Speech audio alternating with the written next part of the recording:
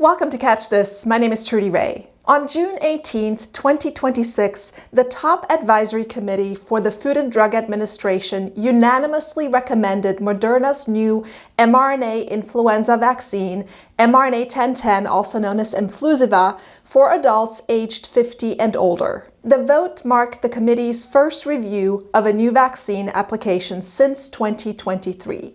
The FDA has now approved this vaccine, and it may be available soon. More in a few moments.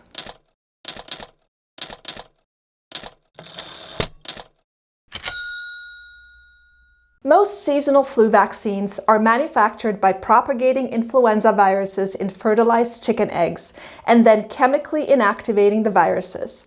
In contrast, mRNA 1010 is based on the same messenger RNA platform that proved highly effective during the COVID-19 pandemic. The flu vaccine consists of 3 mRNA molecules that encode 2 different surface hemagglutinin glycoproteins derived from influenza A, and these are subtypes H1N1 and H3N2, and 1 hemagglutinin glycoprotein from the Victoria lineage of influenza B virus. Upon injection into a vaccine recipient, the mRNA molecules enter cells and are translated into the respective glycoproteins, which then trigger virus-specific immune responses. Because mRNA vaccines can be designed and updated within months, they can be more readily aligned with circulating influenza strains, potentially improving vaccine effectiveness from season to season.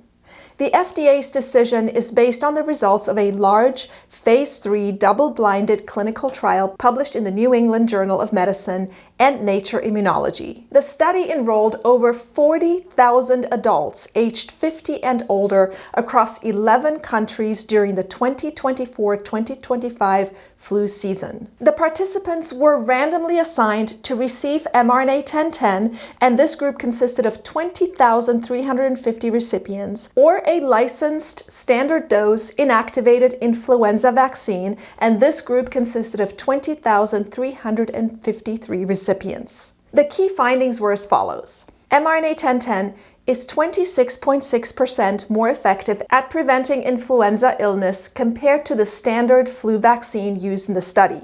Recipients of mRNA 1010 experienced fewer RT-PCR confirmed influenza infections than those who received the standard dose vaccine. mRNA 1010 stimulated a broader range of antibody-producing immune cells than traditional flu vaccines.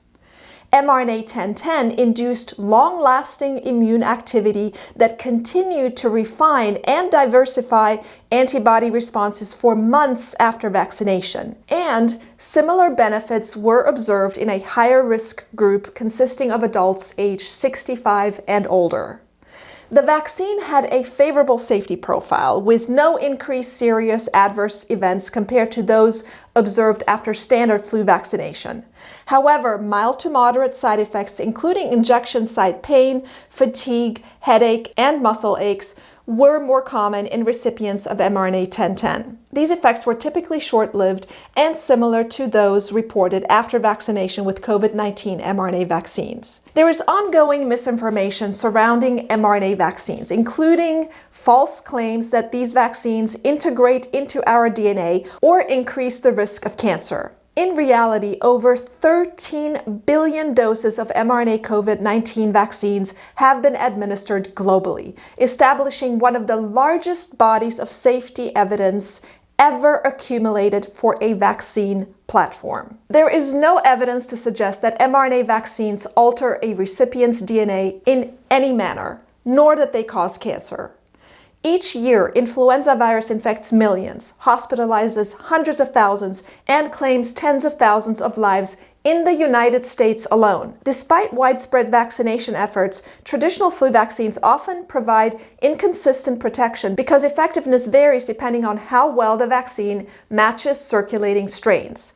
In that context, a 26.6% improvement in efficacy represents a meaningful advance toward more reliable seasonal protection. Also, the rapid production of vaccines better directed at circulating strains will be very welcome. I can't wait to receive my dose this fall. That's it for today. Thanks again for listening. Please subscribe. My name is Trudy Wray, and I'll see you next time on Catch This.